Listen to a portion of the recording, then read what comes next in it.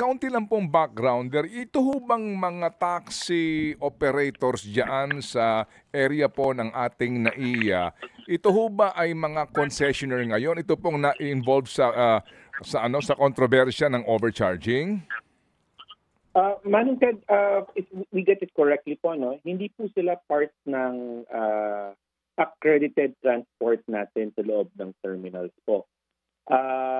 Yung lumabas po sa DOTR po na mga post, yun po ay mga peking taripa po iyon. Hindi po siya, hindi po siya totoo. Ang usually kung gumagawa niyan ay mga white taxis po na nakakapasok sa terminal. Tapos pag may nakuha po silang pasahero doon, pinapakita po nila yung taripa na yon. Pero hindi po yan totoo, hindi rin po sila accredited. Opo, we know talaga ho ito fake, no?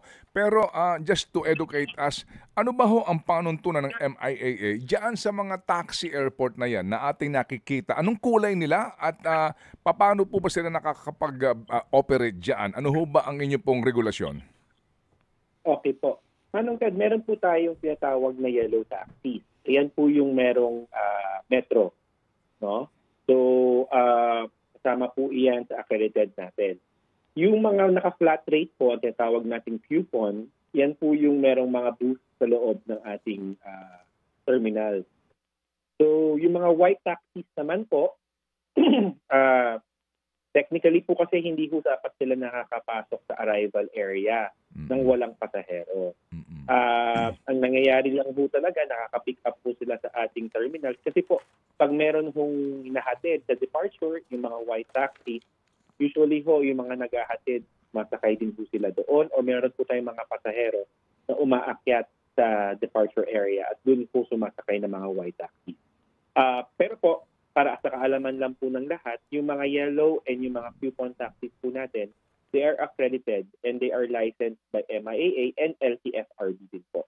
Ayun. Sige po. So ito pong yellow tsaka yung mga coupon taxi ninyo ay meron pong supposed to be din po parang franchise din from LTFRB and must be accredited by the MIAA.